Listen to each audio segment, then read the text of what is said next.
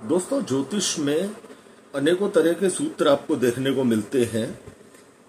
कुछ सूत्र जातक को विशेष लाभ देने वाले होते हैं और कुछ सूत्र जातक को समय समय पर नुकसान देने वाले होते हैं।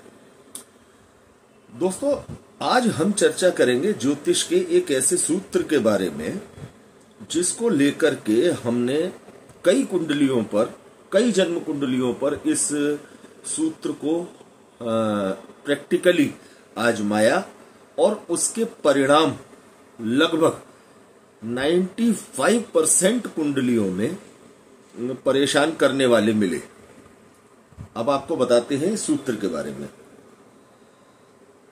दोस्तों, जन्म कुंडली यदि वृष लग्न की है और कुंडली के सप्तम स्थान में वृश्चिक राशि है, ये सूत्र बिल्कुल परफेक्टली आजमाया हुआ सूत्र है। बहुत बड़ी संख्या में कुंडलियों पर अप्लाई करके देखा गया है और इसके असर को जांचने के बाद ही हम ये सूत्र आप सबके सामने लाए हैं। दोस्तों, वृष लग्न है, मान लीजिए वृष लग्न है, कुंडली के सप्तम स्थान में वृश्चिक राशि है। वृश्चिक राशि के स्वामी मंगल होते हैं। यदि ये मंगल जन्म कुंडली के अंदर दूसरे भाव में बैठे हैं, अर्थात मिथुन राशि में बैठे हैं, तो चाहे शुक्र कितनी भी अच्छी स्थिति में हो, एक समय सीमा पर, एक उम्र पर या कुछ समय निकल जाने के बाद ऐसे जातक के जीवन में एक बार तलाक की संभावनाएं निश्चित तौर से बन जाएंगी। इसी तरह से मान लीजिए वृश्चिक लग्न हो और कुंडली के सप्तम स्थान के स्वामी शुक्र हो। शुक्र यदि कुंडली के दूसरे भाव में धनु राशि में बैठ जाएंगे तो जातक को निश्चित तौर पर धन अच्छा देंगे, इसमें कोई दो राय नहीं है, क्योंकि शुक्र भी धन के मामले में और बृहस्पति कुंडली के दूसरे भाव के स्वामी धन के मामले में अच्छे परिणाम देने वाले होते हैं।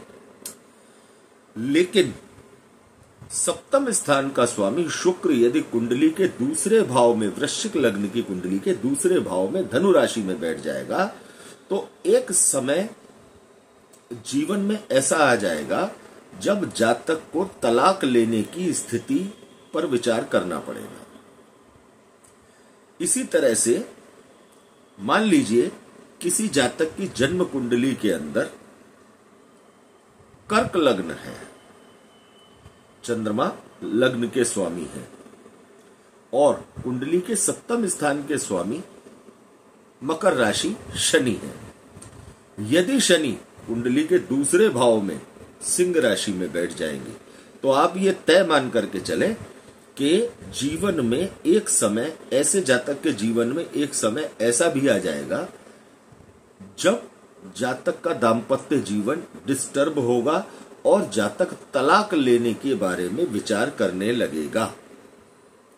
अब डिपेंड इस बात पर करता है कि तलाक होगा या नहीं होगा, सप्तम स्थान पर किस शुभ ग्रह की दृष्टि है और सप्तमेश जो दूसरे भाव में बैठा है उसके ऊपर किस शुभ ग्रह की दृष्टि है। अब तक के जो प्राप्त रिजल्ट है, अब तक के जो भी परिणाम हमारे सामने आए हैं, उसमें स्थिति कई जगह हमको ये देखने को मिली है कि दाम्पत्य जीवन बहुत बुरी तरह से डिस्टर्ब हुआ है। तलाक नहीं हुआ लेकिन फिर भी 5-5, 6-6 साल से पति पत्नी अलग अलग रह रहे हैं। यह हमको वृष लग्न में भी देखने को मिला, वृश्चिक लग्न में भी देखने को मिला, कर्क लग्न में भी देखने को मिला और ऐसा सिंह लग्न में भी देखने को मिला। तो दोस्तों, ये जो एक सूत्र है कि जन्म कुंडली के आपका जो भी लग्न है, चाहे आपकी कुंडली में कारक ग्रह कितने भी शानदार होकर बैठे हैं, बहुत अच्छी स्थिति है कुंडली के अंदर कारक ग्रहों की, लेकिन यदि सप्तम स्थान का स्वामी कुंडली के दूसरे भाव में आकर के बैठ जाता है और जातक के जीवन में किसी भी प्रकार से पाप ग्रहों की दशा आ जाती है, चाहे वो दशा राहु की हो, शनि की हो, केतु की हो या फिर मंगल की हो, तो जातक को दाम्पत्य जीवन में निर्वाह करना लगभग असंभव प्रतीत होने लगता है। ऐसा जातक निश्चित तौर से तलाक के बारे में विचार करने लगता है। बड़ी संख्या में लगभग 90% कुंडलियों में हमने इस योग को देखा कि कुंडली के सप्तम का स्वामी यदि कुंडली के दूसरे भाव में बैठा है तो वो इस तरह की स्थितियां बनाता है। तो दोस्तों, उम्मीद है ये जानकारी आपको अच्छी लगी होगी। इस तरह के और शानदार प्रैक्टिकली आजमाए हुए सूत्रों के लिए आप लगातार हमारे साथ बने रहें। अगले वीडियो में आपके साथ साझा करेंगे एक नए विषय पर नई जानकारी। धन्यवाद दोस्तों।